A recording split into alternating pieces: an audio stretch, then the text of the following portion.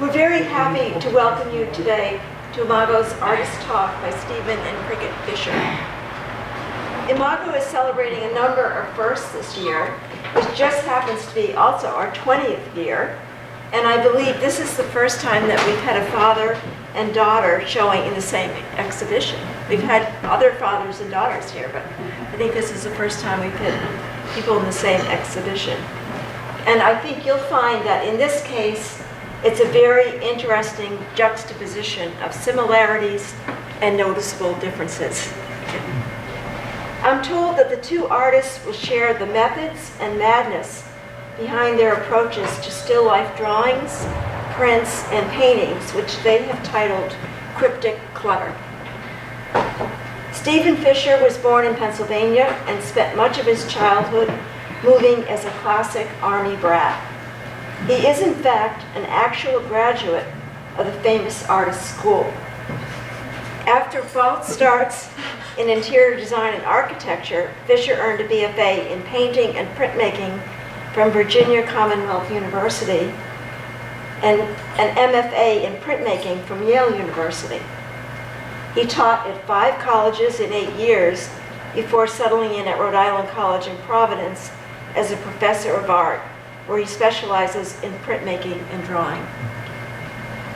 Crickett Fisher was born in Providence in late May 2003. This makes her a Gemini, which, if one subscribes to such superstitions, likely predisposes her to being an artist, along with being the daughter of 2 visual artists. She has also always loved to draw, leading her to pursue a BFA with a concentration in printmaking at Rhode Island College. This exhibit is up through next Sunday. We have a new exhibit called Visual Alchemy opening April 17th with an artist reception on April 27th, with an artist reception on April 29th. This features IFA exhibiting artist Anne-Marie Rossi, who's in the back, and guest artist Helen Kitson. Everybody's welcome to that. On Sunday, April 30th, we have a youth poetry reading and open mic at 2 p.m. Again, everyone is welcome. While you're here, check out all the art. Talk to us if you want to learn more about Imago, and check out our website or follow us on social media. Thanks for listening, and now I'll turn it over to Stephen and Crickett. Okay. Well, thank you for coming. For those of you that don't know us, I'm Stephen and that's Crickett. You've come to hear the artist talk. Over the years, I've experienced a lot of artist talks. Some are edifying and amusing, some are endlessly painful. We will strive not to do that last one.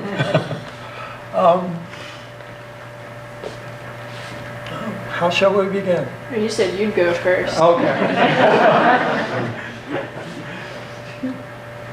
Well, Linda has given you a little bit of the background of my travels. I can point to sort of the beginning, the official, semi-official beginning of my art career. In the 7th grade, as an Army brat, while living in the Mojave Desert, one of those wonderful places where the Army decides to build something, I did one of those draw the pirate things and sent it in. And they sent back an art talent test. I filled out the whole booklet and sent it in. And before we heard anything back, we moved to Carlisle, Pennsylvania. Eventually, a salesman from the famous artist school tracked us down in Carlisle and told my parents, this kid might have some talent. And so we made a deal. Stephen, you can choose between continuing with the trumpet or doing this art thing. The world is very, very happy with the way this went because there's no musical aptitude whatsoever.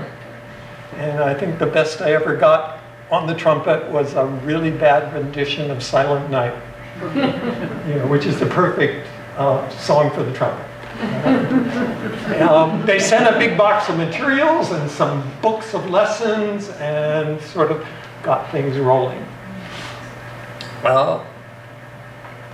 For the start of high school, we moved to Springfield, Virginia, just outside Washington, D.C., and I was very, very fortunate that it turned out to be one of the best high school art departments in the country. 4 art teachers, 3 art rooms, a planetarium we could play in, and within striking distance of the museums in Washington, D.C. No metro at the time, but various parents would take turns driving groups of art students in to see the shows. And so that's kind of how the whole thing got started. Graduated from VCU after, well, I actually went through their foundations program, declared a concentration in interior design. Bad fit. Transferred to the University of Virginia for architecture. Even worse fit. Was good at the models and I could draw. I was bluffing my way through. And we had a little perspective assignment and I got carried away. I was drawing this sort of levitating bent Gothic cathedral. And the prof came up and said, "There's no room for that kind of prima donnism in architecture. If you want to do that, you ought to be in painting or something." And I thought, yes. Walked home, told my parents I'm going back to VCU in the painting and printmaking. Got the speech. I'm going to support you for the rest of your life, you know. You'll be wasting your brain, but I can say I feel like I've had to use it much more agilely. And Mom is still surprised, I think, that I'm actually self-supporting. After graduating in painting and printmaking, several years in a sign shop, trying to earn money to go to grad school, realized I had no money, went to grad school anyway. I went to Yale and survived. At the time, the dean described the program as structured friction. And, it's sort of the Nietzsche principle of that which doesn't kill you makes you stronger. Fortunately, I'm really stubborn. And then I became an academic gypsy. So the still life work here is only one aspect of what I do. I think I could do 3 featured shows here and have totally different directions every time. But how did still life happen? Most of my work in grad school and through most of the 80s focused on landscape, with every once in a while a little interior or something just to change the pace. And then I got a teaching job in Oklahoma. And Oklahoma landscape is nothing like East Coast landscape. It was nothing but sky. I didn't know what the heck to do with it. And that sort of, drove me into starting with still life.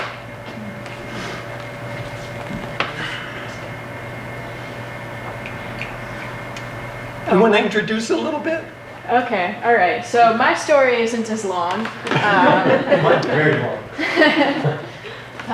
But yeah, I mean, I feel I've always done art, growing up in a household with art all around me and all these crazy objects, and both my parents being artists. It's just always something that I was interested in organically.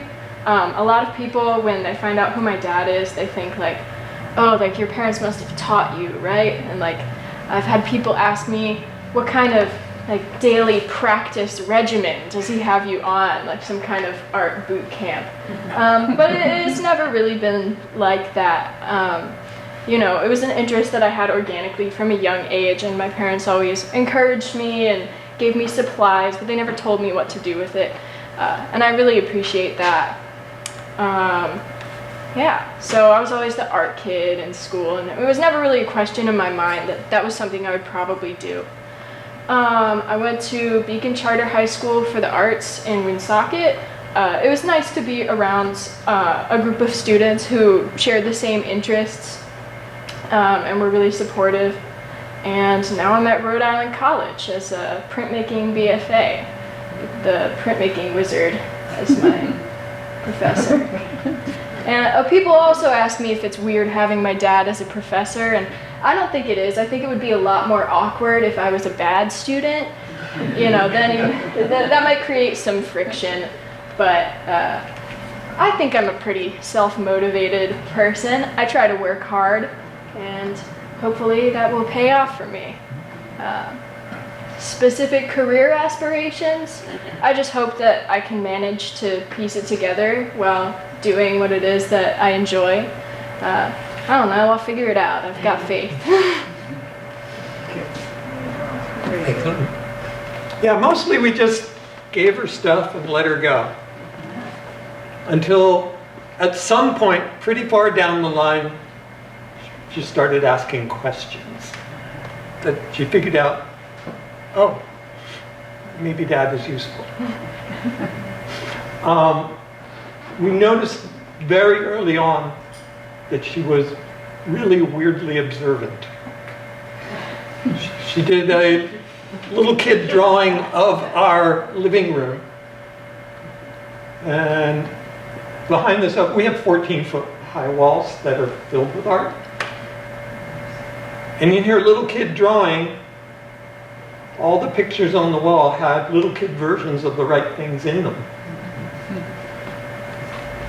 And I think a seminal moment for me was, I don't know, 6th or 7th grade. She made a drawing of a little girl sitting, leaning with her shoulders lifted up like that. And I said, how'd you know to do that?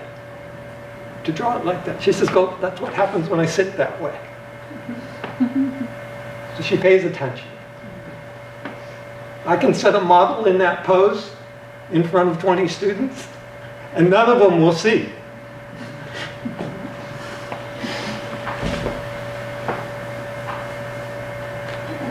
Okay, so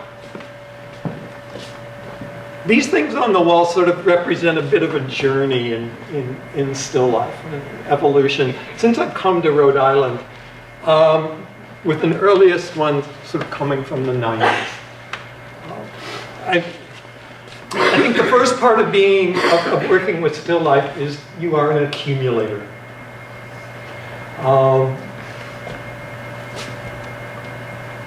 I find things. I bring them home. Katie, my wife, has complained at times that we live in a perpetual still life. You know, you bring things home, you have to find a place for them, you arrange them, you bring something else home, you have to rearrange everything to find a place for that. So this kind of interesting stuff. And I think about a statement made about the work of Joseph Cornell, which said the interesting object, the ordinary object that becomes extraordinary in the company of other objects.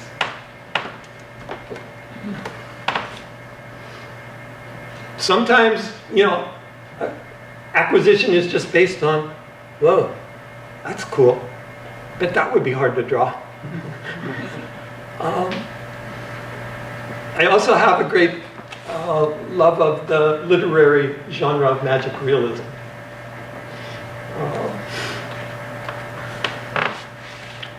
And I think that informs a lot of what goes on in putting these things together.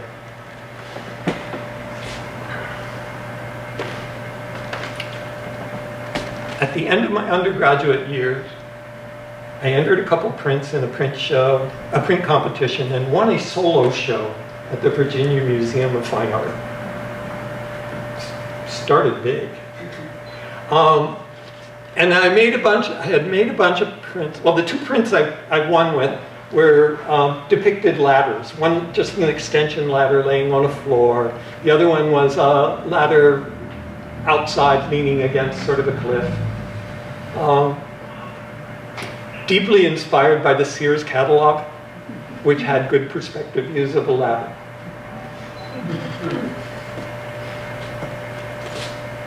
Well, for this solo show, then after graduating, I had a year to make enough work so I wouldn't be embarrassed. And I made a whole bunch of prints of this ladder in various places in the landscape. They were titled A Means of Ascent and Descent. That's the dictionary definition of the ladder. And I had the show, and I got a review. A deeply psychological review. The ladder symbolizes Fisher trying to climb to a higher plane of existence, to get out of the low place of his life to something, grander. I just thought they were fun. But that was an awakening moment for me, that things come with associations, and you can't pretend they don't.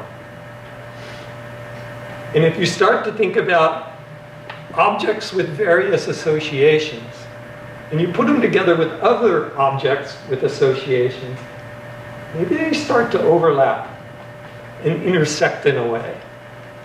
And sort of direct the sense of the piece. And I won't go so far as to say overt symbolism, because I don't know that we have a symbolic language anymore, really.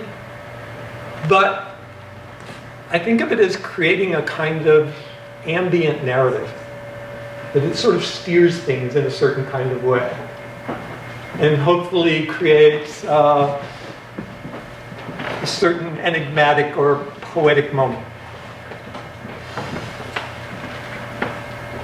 So first you acquire stuff, and you play with it. And I'll set things up. A lot of them are using natural light. I'll play with the still life sort of endlessly. I'll visit it at different times of day to see what the light is doing, to see if anything interesting is happening. Because light is the magic ingredient.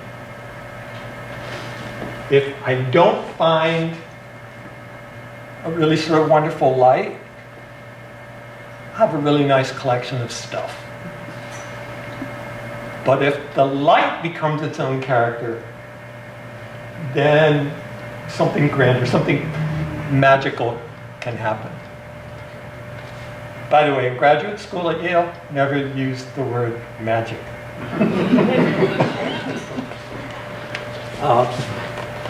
It's way too romantic, touchy feely. Okay. So early in the 90s, I was doing pieces like this, which I would have to describe as incredibly Baroque. Using mirrors and glass and just complicating the space endlessly, getting totally lost in, discovering how many times the glasses get repeated through various reflections and stuff. Creating, what I like to think of as a totally unstill still life. And then, gradually, I think you can see that the interest in the very, very specific quality of the light starts to become more intense. So maybe I didn't need as much stuff.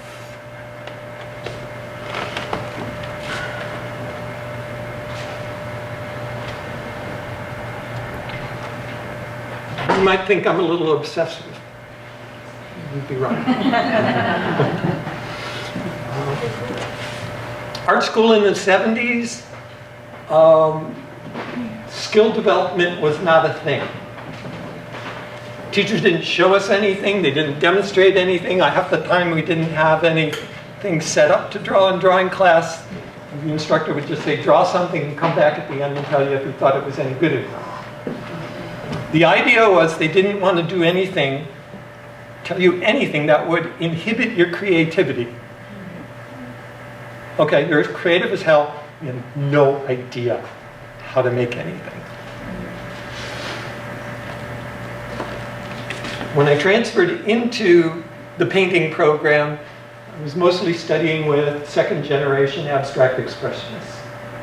And I was making some abstract work at the time, big color field paintings and things, and they were kind of fun to make and sort of pretty. It wasn't really speaking to me. And then, actually, those little ladder prints that I mentioned before, I showed them to one of my instructors, and he said, "You don't draw nearly well enough to pull that off." And I thought, better fix that. And this is what happened. And it's all about seeing, I mean, really seeing, like every square inch.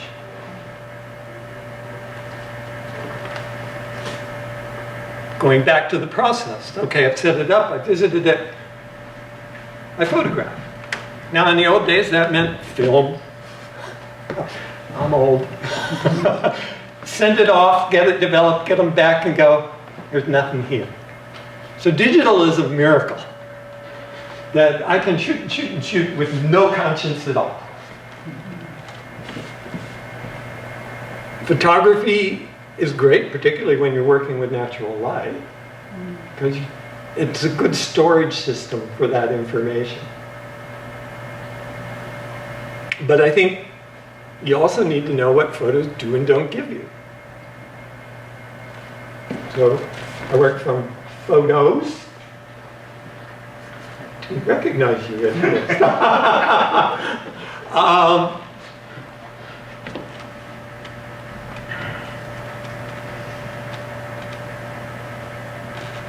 Plus you can monkey with them now. Even once I got the photo, then I'm recropping, sort of fooling around with it, to find that dynamic composition. Okay, I'm an unapologetic formalist in that sense. That how things are put together and structured makes a big difference to me. And then I start to construct it. And an interesting thing happens, like working from the photo, paying as close attention as I can to every little thing. I get it all laid in. And then I put the photos away. And you look at it as a drawing and say, what does this need?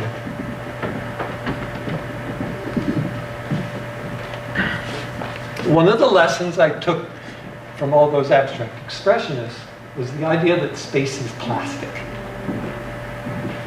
Which means you can manipulate it two-dimensionally. Edge quality, contrast, etc., etc. So once I see it all there together, that's the best part. Getting up to that point is all work. But then it's like I can reach in and say, okay, I want to pull this forward. I'm going to goose this. I'm going to sharpen the edges a little bit. I'm going to soften this. It's the point where I'll sit down to, in the morning to fix one more thing. And then the sun goes down.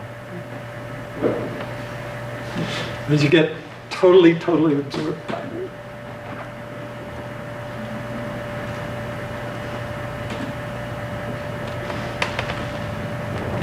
How do the ideas emerge?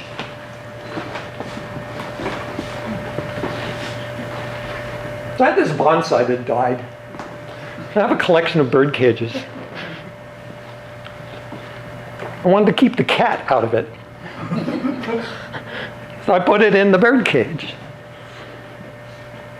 It hung around a long time like that. I kept looking at it. And then I'm a child of the 70s. When they took all the trees and put them in a tree museum, charged the people $1.50 just to see them. And that was kind of the impetus then for making the drawing. you know. So I'd like to, think these things are always sort of deeply profound, but sometimes the ideas are sort of wonderfully dumb.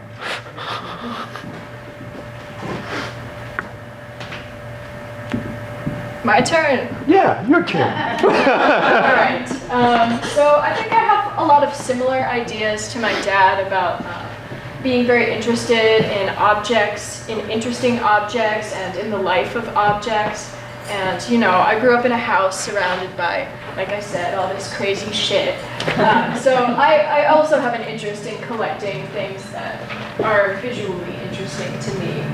And my room is just totally full now. I don't have a surface to put down anything.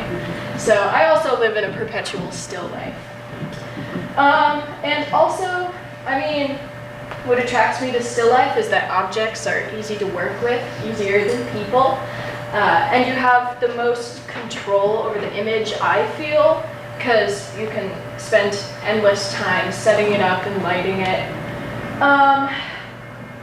So I think I started out with very similar, when I came to still life, I started out with very similar ideas to my dad about, wanting to create a very complex space.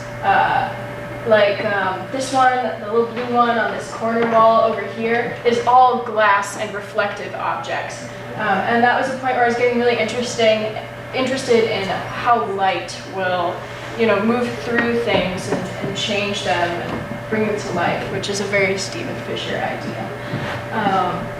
I'm also very interested in color and building color and seeing how colors are constructed from other ones. So most of my work that's in color is using either acrylic gouache or hatching with pastels or colored pencils. And the reason for this is because I like to have a fixed palette that I can then layer from and adjust and continually adjust. Put down a color, actually it's supposed to be a little more blue than that, and then you just keep adding layers. And so that's a process that I enjoy a lot. As for the construction of the still lifes and how I come upon the compositions, I started out more straightforward, just putting objects together and photographing them, and then working from a few photographic references. And then, I discovered that, I took a Photoshop class at college and realized that actually I can play with this a whole lot more. So at first, even before the Photoshop, I realized, it's a kind of boring, just a bunch of stuff, but I can do whatever I want. So in that glass one, I had a dark space in the background that was just kind of black, and I was like, well, what if I put stars in it that kind of reflects the bubbles inside of the glass vial and the reflections, etc. So it's taking this small space of the still life and sort of blowing it up to this macro scale where suddenly there's stars and we're out in the universe and it's getting kind of cosmic. And so I'm interested in that potential to create an arrangement of objects and then have it become an environment that the viewer feels as if they're in exploring, shrunk down, kind of Alice in Wonderland style. And so then getting to Photoshop, I like the potential of photo editing programs to sort of mess up the space and distort it in ways that are impossible physically, like all the tools that will, duplicate the area that you pass over and just kind of mess it up. So that you're not looking at something that's visually possible. It's almost like the space of a dream where it doesn't really make sense physically. You feel as if you're in a space, but distance is messed up and scale is messed up and things are unrecognizable. So I have enjoyed using Photoshop as a tool along the way to arriving at the painting or drawing. And people, because I do work from photos, multiple photos at a time, people have asked me, like, you know, why go through all the work of spending hours hunched over a piece of paper when you could just have the photo? And there's a few reasons for that, which is that I like drawing and I want to do it, so deal with it. But also, I think with an edited photo, it's just that, you know, and since I'm kind of mucking around with the images in an amateurish way, as edited photographs, they are amateur and they're visually interesting, but, you know, like my dad said, photographs can only give you so much information and you can only adjust them so much. And to me, you know, a photograph still comes with the implication of this being an image, a moment in time that was taken from reality.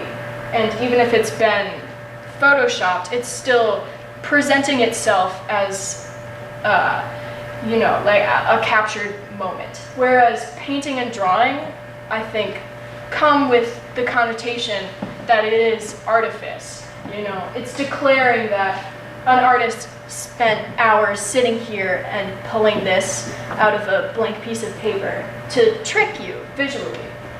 So I enjoy doing it, and I think that you get more out of the final image knowing that somebody worked on it, and because of the specific ways in which you can adjust things that would be difficult to do with a photograph. Going back to the subject matter, like I said, interest in weird objects, beautiful objects, interesting objects, creepy objects, yes.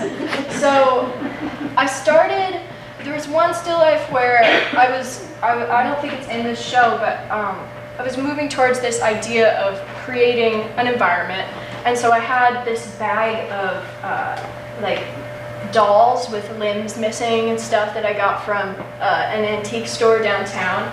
And I was like, well, why don't I put dolls in the still life? And so that kind of becomes a pseudo figure that activates the space as an environment. And from there, I kept putting the dolls, doll heads, doll limbs, and things just as, you know, interesting objects that can sort of relate your body to the space and create the implication of a presence in there, like some kind of life within that world, like an uncanny valley sort of thing, I guess. And then I realized that it was becoming more about the dolls for me. The dolls were the most important subject matter in my view, because they are like characters. And so I've started collecting like creepy dolls that have been sort of deformed by age, by being abandoned.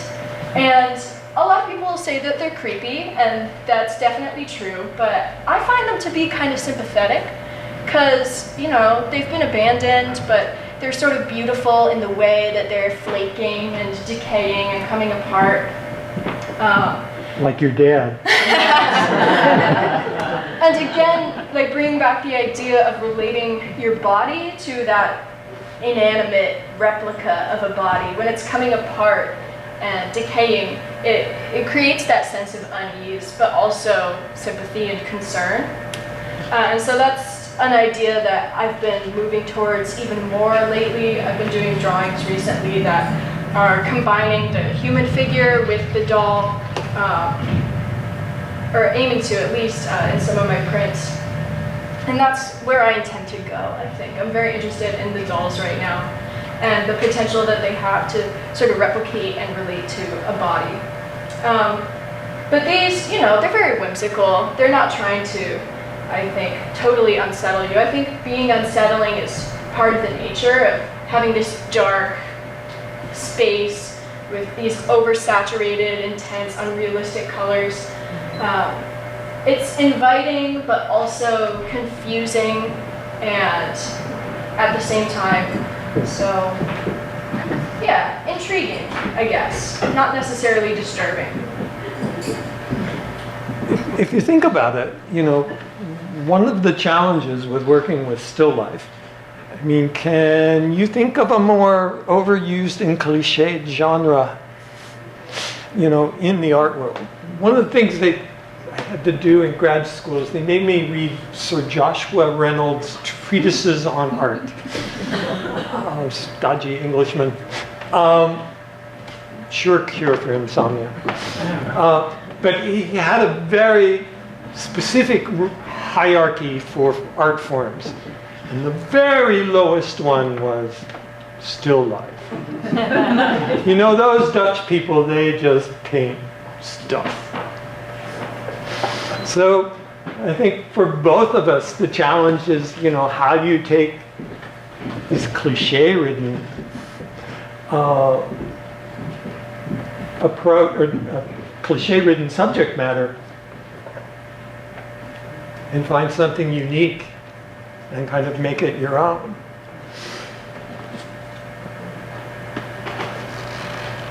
I think there's a, you know, for my stuff, I think there's also a level of paradox that sort of intrigues me. So, especially working from natural light, you know, that was a moment that was instantaneous. Then I spent a month making it.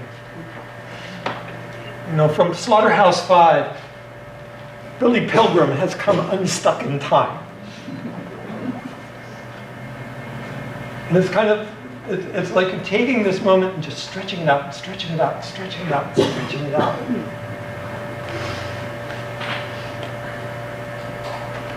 I think the light itself is kind of a paradox, in the sense that, you know, it's because of light we can see things, and it defines everything for us, but at the same time, there are places where the light, the intensity of the light, starts to eat away the edges of things and starts to obscure things.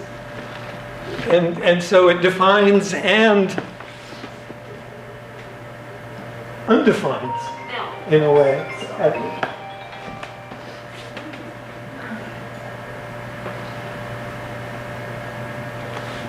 As an old artist who's been doing this for a long time, you know, one of the things you have to try to do is not get yourself stuck in a rut. And I have a whole lot of drawings, kind of like this one with this incredibly Baroque space. It's like, okay, you can do that, but you're kind of solving the same problem same way every time. Let's try something different. You know, so a lot of them are sort of this diagonal. Let's go full on Mondrian. Vertical, horizontal. See what I can do with that. Or, you know, they're all kind of natural light. What would happen if I set up a still life where the light source is an artificial light in the drawing? And the challenge there was how to make that seem bright enough. Because with this mode of working, I can't get any brighter than the white of the paper. I actually finished this drawing 4 times. I think I was done, and I'd get back and look at it and go, that light's not bright enough, which meant everything else had to go darker.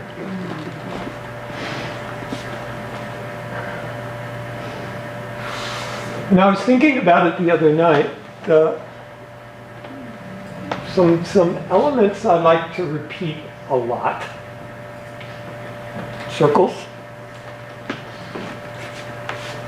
The blind man's glasses. I think there's an idea, sort of a recurrent idea about behind that about seeing and not seeing.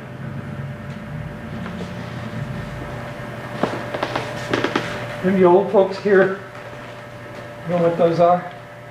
Creepy dolls.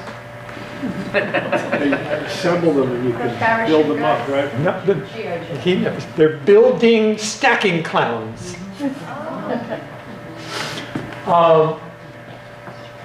Somebody gave me them. I was sort of fascinated with them and I painted them. But they started to me to become this kind of presence.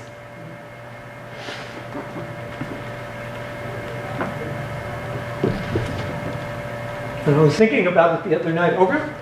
Over the years, I've often woken up in the night and had this sensation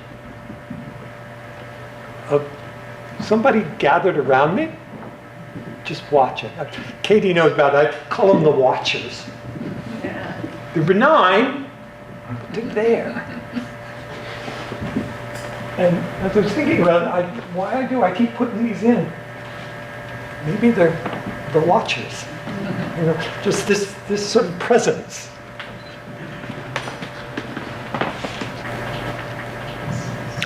My personal mantra, though, is look harder, see more. Katie's parents actually engraved a keychain for me that says that. And I think ultimately that's how I drove myself to draw like this. Okay, you're not seeing it all. You're not seeing it all. And after 40 years of doing it, I'm still amazed that I find subtleties and nuances that I didn't see. And so it keeps going.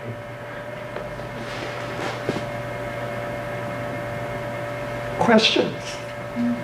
It's good if you ask questions, because I tell my students, after 40 years of teaching, I've heard everything I have to say. It's not a question, it's a comment. I mean, I'm astounded at both of your ability to render, draw, whatever it is. But I think in both of these things, what really, as you said, makes them interesting is that other component that you put into it by selecting things or arranging things, or you know, they're not just photorealistic. They're another level of. That's the hope. Yeah, well, I think you got it. You did it. It was funny, the same instructor that told me I didn't draw well enough to pull that off. So I spent a couple of years sort of polishing up my drawing, and I showed him my stuff, and he says, okay, now you can draw. So what? It's like, there's more?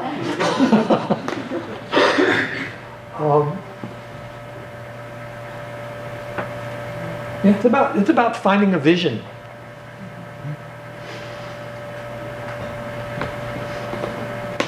Lily? Yeah. So Stephen, on the top, what I'm calling the aging out superheroes on the top. I really, love how the reflection from the box goes down to the small dish in the front, right? Mm-hmm. So my question is that something that you see, or is that something you imagine would happen because of the way the light is coming in the window? Ultimately I see it as I'm sort of looking at it and the light's coming in. I'm moving that little mirror around to see if I can catch something sort of interesting happening in it.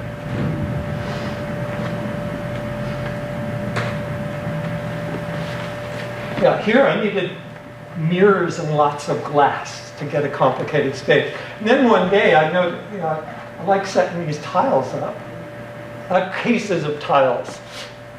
And I just set up different patterns on a tabletop. But one day I noticed, oh my God, there's a whole nother world that's getting duplicated in the tabletop.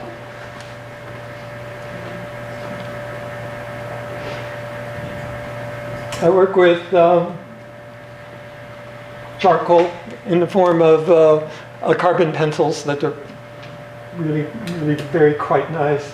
I'll put it together with a little bit of graphite, and that for some of the really, really delicate stuff, I can't pull it off with the charcoal. But you got to be careful when you combine charcoal and graphite, because charcoal absorbs light, graphite reflects it. And if you build the graphite up too dense, then the whole thing starts to fall apart. So I do have one drawing that I tried where, we'll say, the real part of it is all charcoal, and the reflective world is all graphite. I wanted to play with that sort of dichotomy. Maybe I'll show that one here sometime. Yeah, that'd be great. Some of the middle values, I'll use a black Prismacolor pencil, just because I can keep a point on it. And then often, in the final stages, I'll go into these with diluted ink wash, which sort of drops in, like, if you look closely, they look like I'm doing this. I'm not doing pointillism. It's the texture of the paper. But when you put the wash on, and it drops into the pits in the texture, it makes it denser, and it changes the temperature. And you start to manipulate things that way. But initially, when I started slopping wash on things, Katie would walk in and see me on a drawing I'd been working on for a month and a half with a 1-inch brush, just painting this liquid on it. What are you doing? And it looks terrible when it's wet sitting on top of there. It's like, okay, I've screwed this one up, but then it saturates it. It's all part of the, I like to call it tuning the resonance of the drawing. If I can get everything to hum just right relative to each other. I have to ask, Stephen, do you use erasers? Oh, yes. Okay. Yes, an eraser is a very important drawing tool. Let's hear more about that.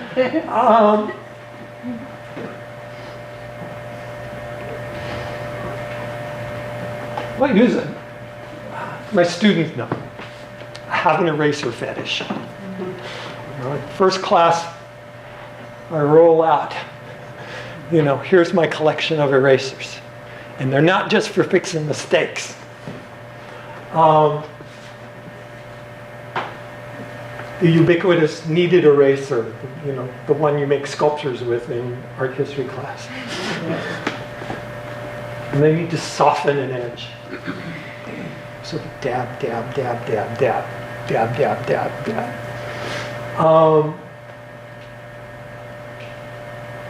My favorite USS Enterprise of erasers. It's an old Draftsman's electric eraser. So it's a motor that you put in a shaft in and it spins it. I use that with an eraser shield. Another Draftsman's thing. Remember, I'm an architecture school escapee. You want to pop a highlight.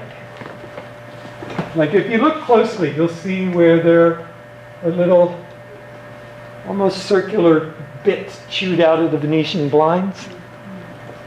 Find the right hole in the eraser shield, go poof, poof. And that, and even the little intense highlights in this. It's that tool. I have like 5 different kinds of eraser shields. I've even drilled smaller holes in them to kind of get what I want.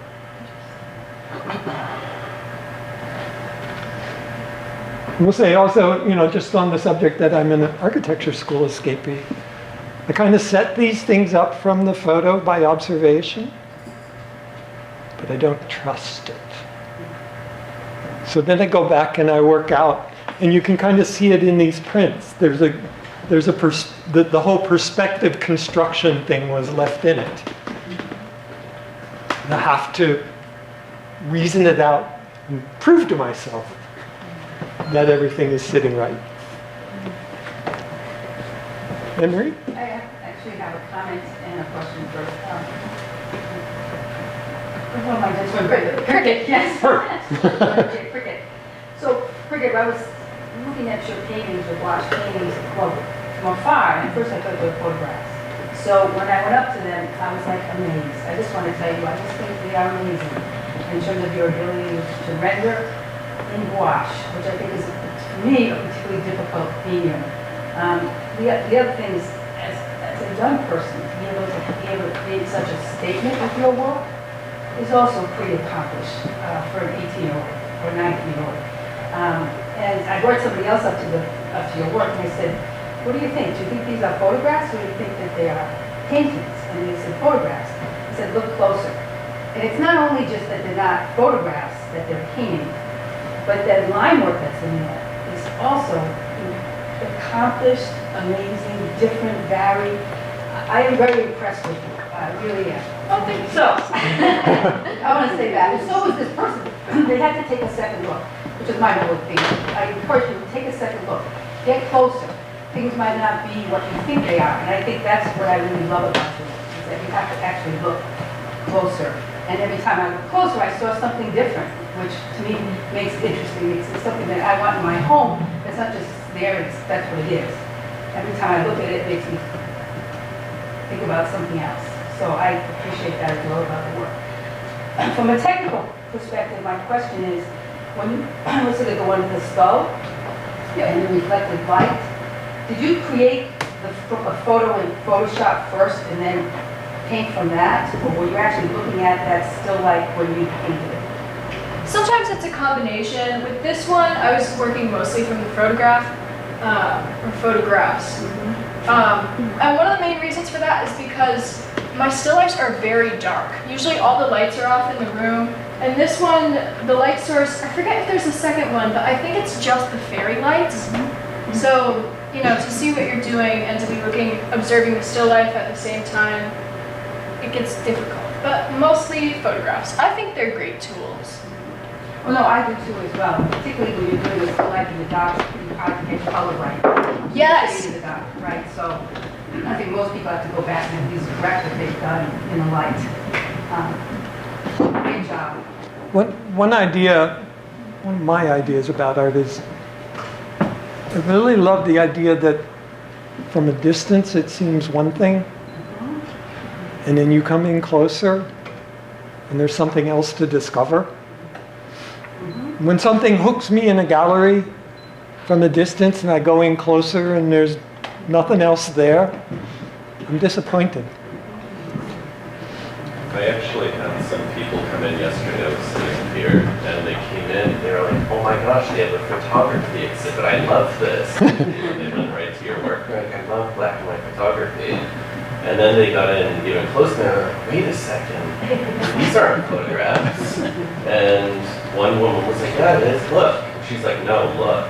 And they got closer, and they were just so enamored with the fine detail you had in it. And then they went on to Crickets, and they were like, "Wait, they both have the same last name." I'm like, "Yeah, father and daughter."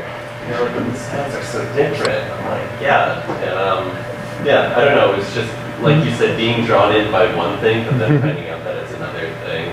Yeah, it was just fun to see the whole change and range of emotions with these two women who walked in. Crickett's color sensibility is very interesting in that she's very much a child of the digital age. These are essentially all CYMK. But she's working with primaries to get that full color palette and just building and going with the idea of optical mixing. I have a question about how you might work together to come up with the idea and the title of this work. I mean, how did you figure out how to do a joint exhibit? Well, I just was thinking, you know, we're both working with the still life genre. And the clutter part was really easy. You've seen the house.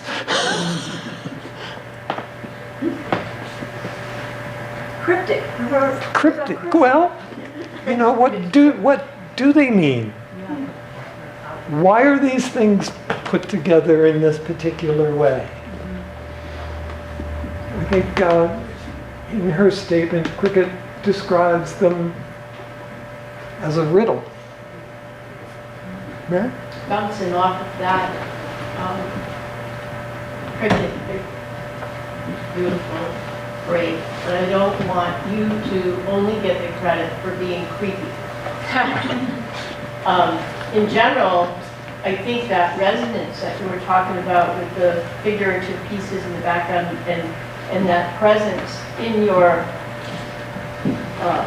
imagery takes a little bit more time to wash over me.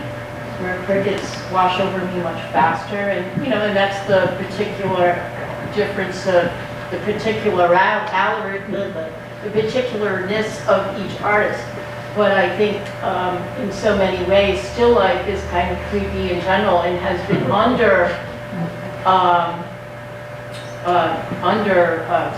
not represented, but not giving credit, like what's his name, who put it at the bottom of the list, right? Whereas even the Dutch paintings where the moths are dying, and it's a creepy thing, really. It just so. I really just love that the whole thing, and maybe we need a better word than creepy, but the presence and the resonance that they bring to us are really quite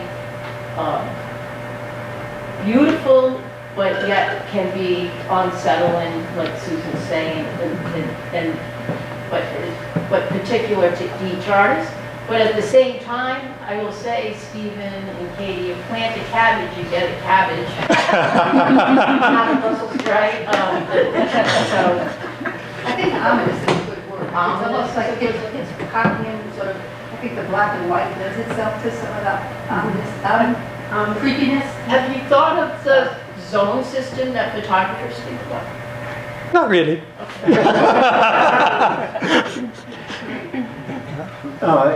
I was going to say I see a continuity because one of the things is, as you're describing it as still life, I don't see any like hanging dead pheasants or maybe or pieces of fruit or jugs of wine or maybe even like Caravaggio fruit that's slightly blemished and maybe turning or something like that. You're doing it very much with objects, except with the exception of the tree over there, they're very much objects. Whereas what Crickett's doing is kind of creating that organic structure out of the sense of still life and the vision that you have by kind of introducing a plasticity to it, so that there's kind of there is this range that you see in what you're presenting, but very much kind of, and I was struck the first time I looked at it, of still showing this lineage between the two of you. That makes me think about the idea that I'm sort of attracted to things that are pseudoscientific, mechanical.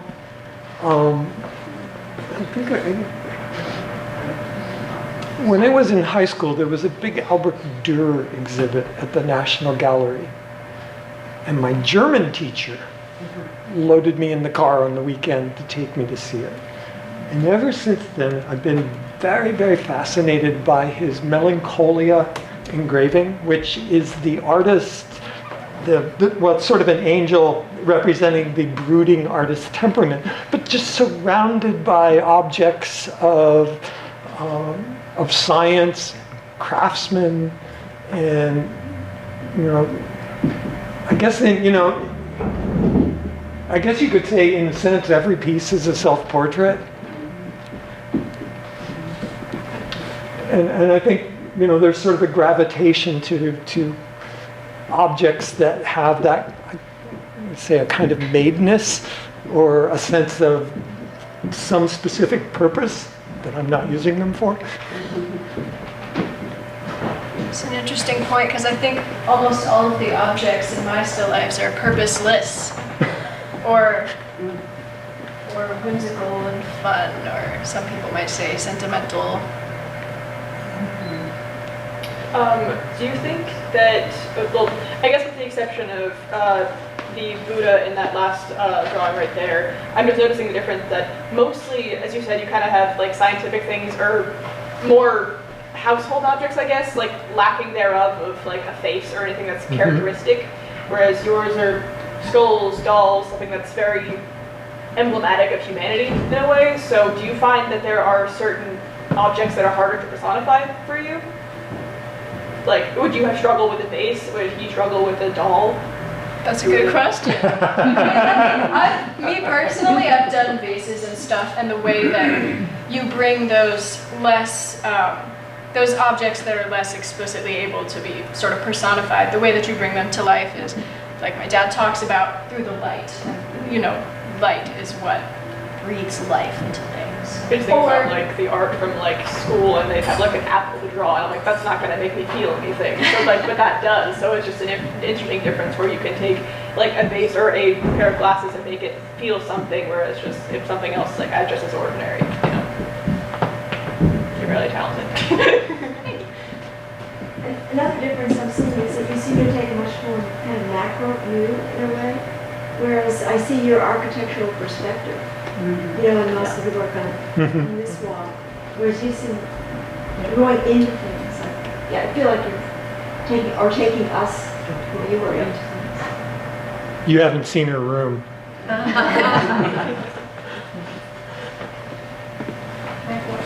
Roger. I want to first get midway through a mutual admiration society, because I can't imagine anybody here not feeling the way I do. I'm so amazed. I still admire both of your intellects, A, both of your articulateness, B, you know, some C along the way, but all artists, in a sense, put out something there and they say to the viewer, like, it is what it is to you, interpret it the way you want. I like more accessibility and understanding. And that was very illuminating from both of you today. I went from, whenever I read your little paragraphs, my first reaction was sort of, huh? And then read it like second time, yeah, I'm starting to get it. Then reading it with Katie in the car, third or so time, like, this actually makes sense and I understand it, okay? That's good. But today it was just remarkably expanded upon that, okay? So I thank you for that. Everything's much more accessible and understandable. That's the Mutual Admiration Society. It's a Q&A, right?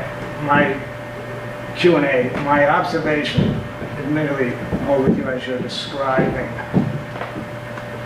what you, and it's coming out words that you know, you're forming the words extemporaneously, right? But I swear I observed you making new observations or learning something new while you're talking. So that's a question. Did you experience that yourself? Yeah, I think that's the way I say it. People, you know, ask questions. It trips the wires differently. You know, as well, I've been teaching for 40 years, and one of the things I'll say is I've learned way more as a teacher than I ever learned as a student, because, you know, the goal is not to stamp out Stephen Fisher clones, but to meet the students where they are and figure out how you move them along with their ideas and interests, which means that vicariously, oh my God, have I been a lot of places. And I credit that for keeping me pretty fresh. You know, that, okay, you know, I haven't really thought about this, but if we want to move this forward, you know, what can we think about? You made a comment earlier about a connection to literary realism in your work. Magic realism. Magic realism. Would you care to expand on that a little bit? The whole Latin American genre of magic realism, particularly Gabriel Garcia Marquez. I can say I've read 100 Years of Solitude about 5 times. But there's this sense where they tell a story and it's just going along, and then something sort of magical will happen, but it's just sort of woven into the thread of the story, and you sort of accept it. Magic from the mundane is kind of an idea. Yeah. Thank you.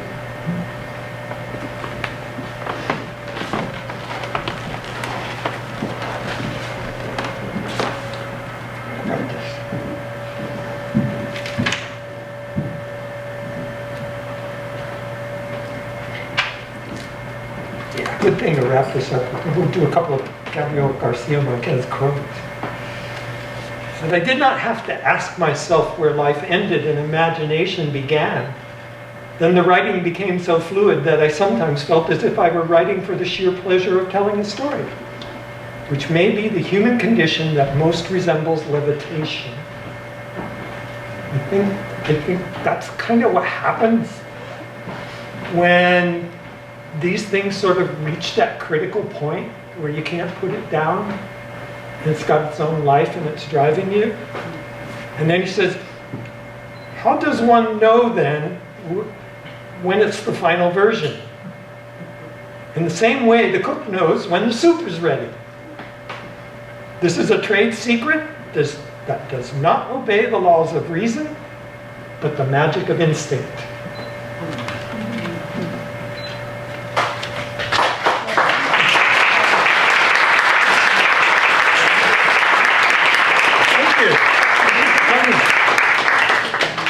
Thank you very much, and I hope you'll stay, look more at the art. We've got some refreshments in the back, and I'll thank you for coming. Sometimes when you plant cabbage, you don't get anything at all.